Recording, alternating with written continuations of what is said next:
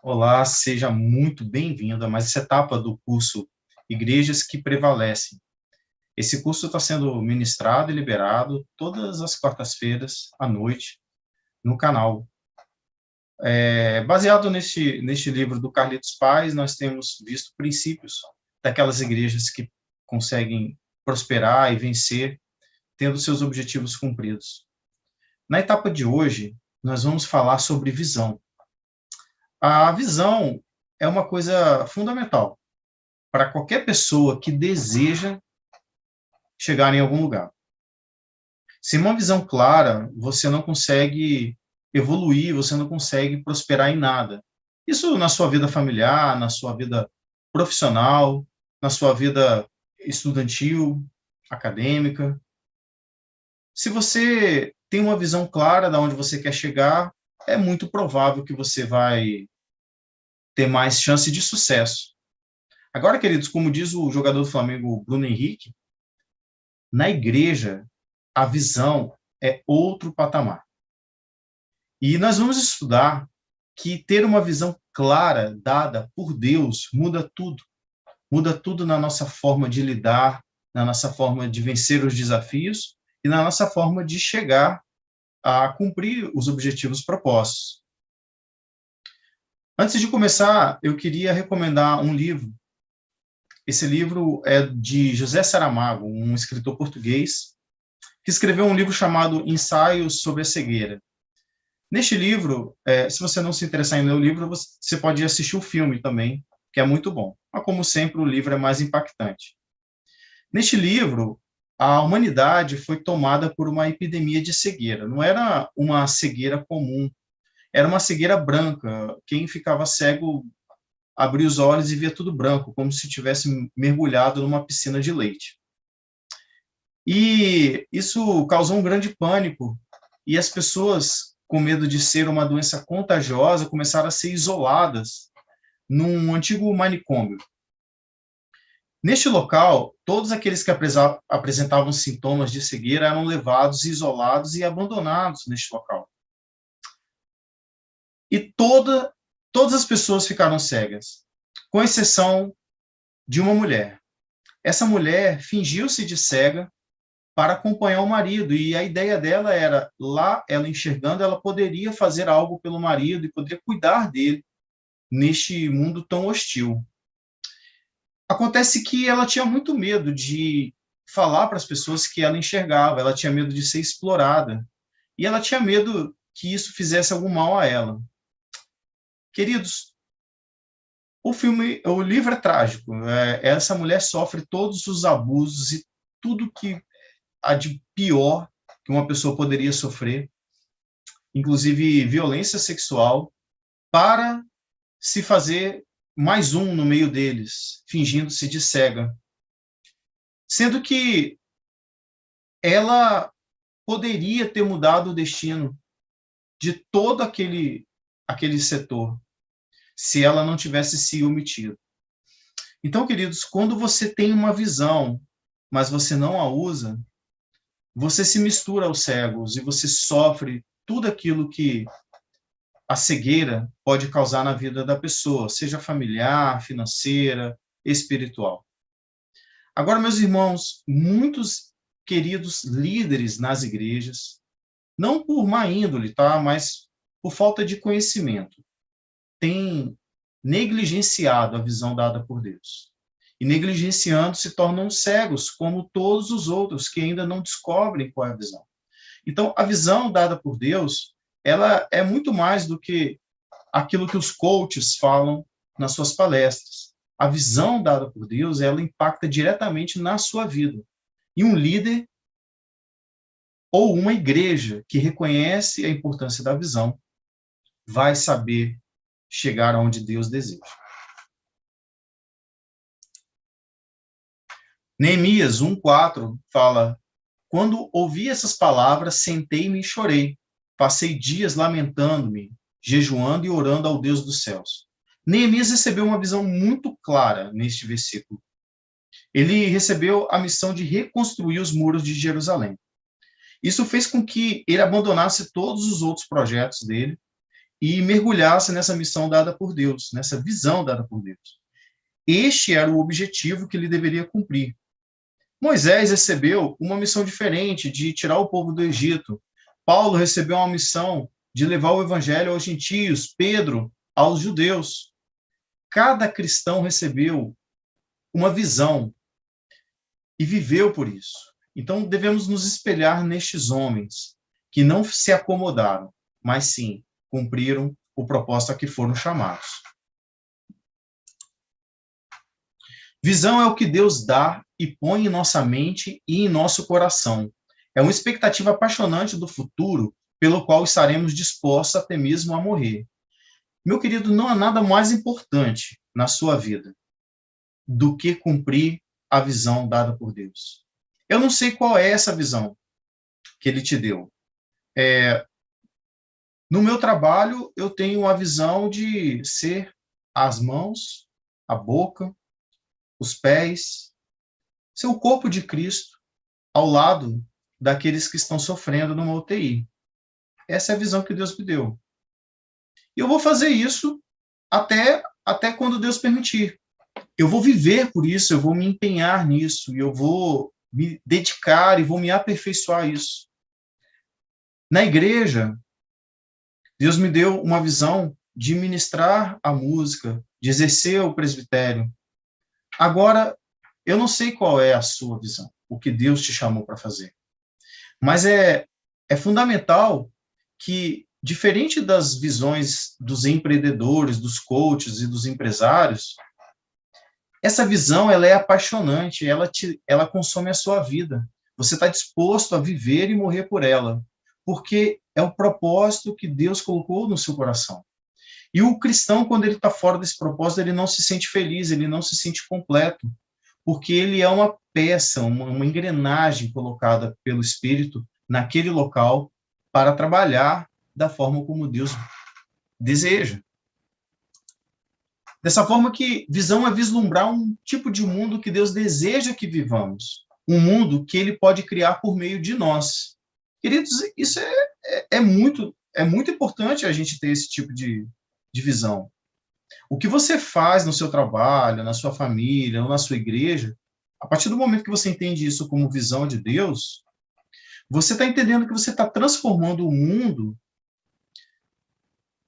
mais parecido com aquilo que Deus desejaria que fosse.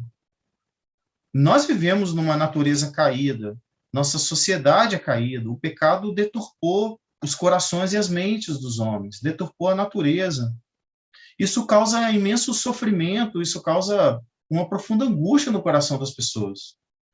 Eu, como cristão, eu não acredito que Deus deseja que continuemos assim.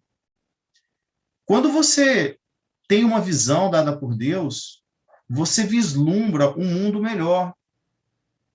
Mas não é esse vislumbre dos adolescentes da internet que imaginam que vão resolver o problema do aquecimento global deixando de usar o canudinho. É uma visão que transforma o mundo ao seu redor através das pequenas mudanças. Como diz o Peter Jordan, se você quer mudar o mundo, comece arrumando o seu quarto. Então, mudando a sua casa, mudando a sua igreja local, seu ambiente de trabalho, sua escola, transformando o mundo à sua volta, nos moldes daquela visão que Deus te deu, isso, eu creio profundamente, vai mudar a nossa sociedade e vai fazer do mundo um lugar mais parecido que Deus deseja, tá? Quem não tem uma visão não sabe para onde vai, e qualquer lugar que chegar estará bom. Olha, muita gente correndo atrás do próprio rabo a vida inteira sem chegar a lugar nenhum. Agora, ter uma visão traz dentro do coração do líder e de qualquer pessoa um incômodo. É a sensação que você ainda não está onde você deveria estar. Essa sensação só tem quem sabe onde deveria estar ou quem quer chegar. Quem não sabe para onde vai, qualquer lugar está bom. Você não sabe, você não tem um objetivo claro. Então, a sua vida cristã, o seu nível de intimidade com Cristo, o seu conhecimento das Escrituras, o seu relacionamento familiar, o seu relacionamento com os irmãos e a sua igreja local não são diferentes. Se você não tem uma visão clara, você inevitavelmente vai ficar satisfeito com nada ou muito pouco que você já conquistou. E não há nada pior do que a gente se contentar com a mediocridade. A mediocridade aqui é a gente se contentar com menos do que Deus poderia fazer ou do que Deus poderia nos dar. Não para nós, eu não estou falando de financeiro, eu estou falando de implantar o reino de Deus na terra, transformar o nosso local, transformar a nossa sociedade nos moldes daquilo que Cristo desejaria. E eu falo isso porque eu creio que isso é o melhor para as pessoas.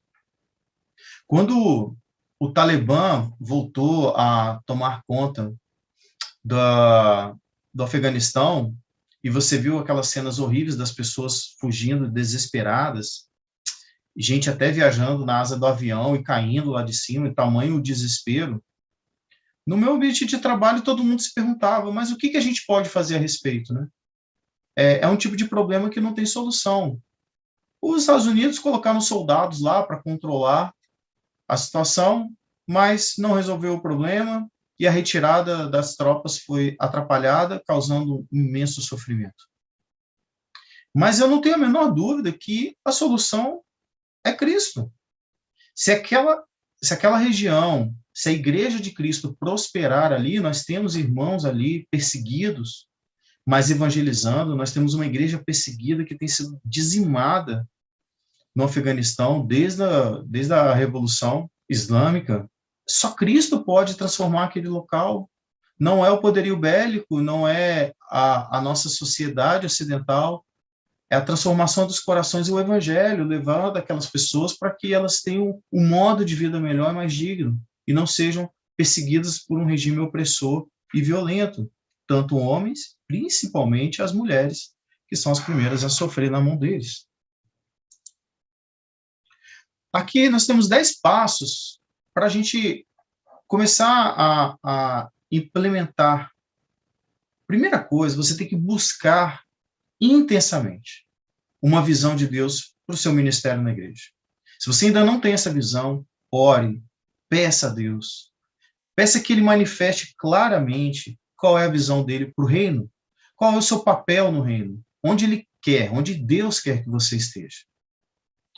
Entenda, no momento que você recebeu essa visão, entenda claramente essa visão. Exatamente o que você deve fazer e aonde você deve chegar.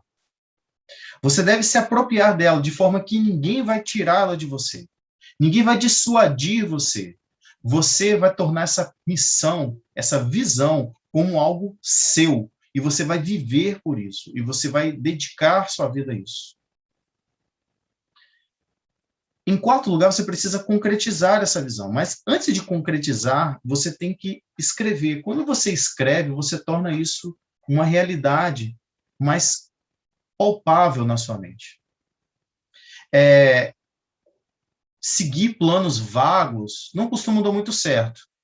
Se eu for construir uma casa, é muito improvável que eu imagine a casa na minha cabeça e comece a pôr um tijolo sobre o outro.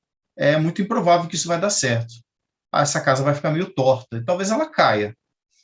Agora, se eu planejar, se eu, com uma régua, um compasso, eu desenhar e executar esse projeto, isso vai ficar muito mais realizável, porque no papel eu consigo ter ideias dos problemas que podem surgir e das possíveis soluções.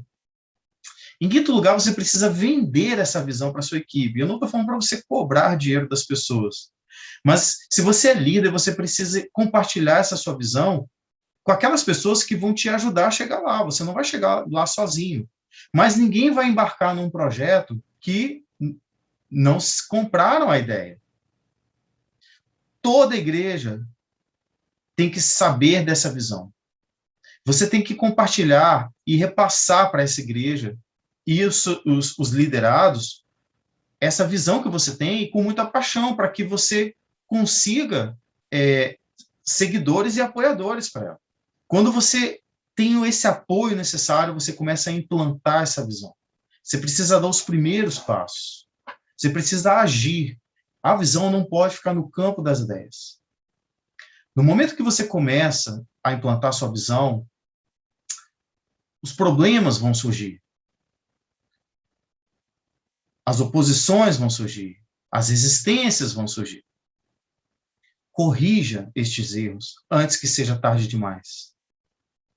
Reforce essa visão semanalmente, periodicamente, com os seus liderados. E mantenha-se no curso sempre. Queridos, um homem com uma visão de Deus receberá oposição de forças malignas e de pessoas. Esse homem vai sofrer muitos problemas ao longo da caminhada, e ele não pode desistir, ele não pode abrir mão dessa visão. Porque se você, toda vez que encontrar um problema, desviar, você não vai chegar a lugar nenhum. É imprescindível. Um homem com uma visão de Deus não é simplesmente um devoto a uma causa, mas a Deus. Aí está toda a diferença. Martin Luther King, os revolucionários da América Central, Karl Marx, Churchill, todos esses homens tinham visão. E muitos deles morreram para implementar coisas boas e coisas ruins. Mas o nível de comprometimento que eu estou falando aqui com vocês, ele é muito maior. Ele não é um comprometimento com uma causa política, nem religiosa. Não é um comprometimento com uma causa, mas é um comprometimento com Deus. Os seus votos foram feitos para Deus. Um servo vai fazer a vontade do seu Senhor. E se Deus ordenou que façamos algo, a gente não vai se desviar do caminho, a gente vai se dedicar a este algo, porque assim nós iremos agradar ao nosso Senhor. E aí nós poderemos ouvir, servo bom e fiel. Você jamais poderá negociar a visão que Deus dá a você. Se o fizer, nunca será digno dela. Irmãos, homens e mulheres têm negociado os princípios de vida que receberam de Deus.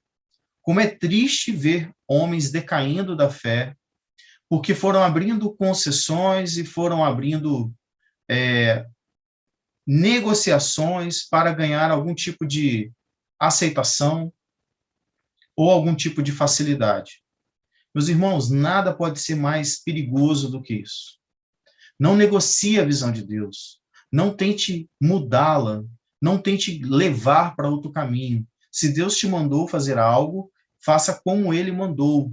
Não permita que as distrações deste mundo mudem essa visão. Porque se você fizer isso, você não vai ser digno desta visão dada por Deus. Você não vai ser digno daquilo que Deus desejou para você e para aqueles que estão ao seu redor. O olhar pobre limita a visão, e a visão pobre limita seus feitos. Está aí uma questão que a gente precisa trabalhar no nosso coração. Nós precisamos urgentemente parar de nos contentar com pouco. Nos contentar com aquilo que é mal feito, nos contentar com as coisas feitas por fazer, sem paixão, sem resultados. A nossa obra é muito preciosa, a gente não pode deixar que as coisas sejam mal feitas. Deus merece o melhor de nós, Ele merece 100% da nossa dedicação. Por isso, queridos, um olhar pobre, o se contentar com pouco, com certeza vai limitar aonde a gente chega, ou aonde a gente poderia chegar. Eu não quero chegar ao final da minha vida, olhar para trás e falar, poxa, eu fiz menos do que eu poderia. Eu poderia ter feito melhor. Ou eu poderia ter transformado, ou poderia ter chegado em algum lugar, e eu não cheguei porque eu me contentei. Na beira do caminho, eu achei uma sombra e fiquei. Eu não quero. Se você limitar a sua visão, possivelmente você vai se contentar com um pouco que você já tem. E Deus quer mais de nós. Deus quer mais como igreja.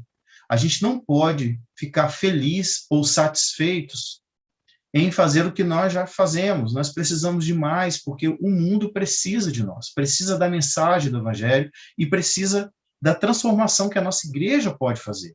E a nossa igreja fazendo, pessoas vão ter vidas restauradas, pessoas vão ser salvas do inferno e pessoas vão ter a alegria de conhecer o Evangelho que transforma, que transformou as nossas vidas. Portanto, queridos, é muito importante que ampliemos a nossa visão e desejemos mais, fazer mais e melhor para o reino de Deus. Por fim, querido, eu quero te convidar a refletir sobre essas duas questões. Você já tem uma visão dada por Deus? Isso já está claro na sua mente? Você buscou? Deus já deixou isso claro no seu coração? Agora, se Deus não deu ainda, vamos buscar, vamos orar, vamos pedir que Deus trabalhe isso no coração da nossa igreja, no seu coração. E quando você for chamado para fazer, a segunda coisa que a gente tem que se perguntar: o que você tem feito com essa visão? O que você tem feito com esse chamado? Você enterrou? Você negligenciou? Ou você tem vivido e você tem dedicado a sua vida por ela? Você tem dedicado a sua existência a responder essa convocação dada por Cristo? O que você tem feito com essa visão? Portanto, queridos, eu quero deixar essa mensagem para você. E se nós temos falhado nisso, vamos pedir perdão a Deus. E se temos encontrado dificuldades, vamos pedir que Deus envie pessoas com visão para a nossa igreja, para que a gente faça aquilo que fomos chamados a fazer. Muito obrigado pela sua atenção. Até a próxima quarta-feira. E eu espero que Deus abençoe a sua vida e a sua semana. Obrigado.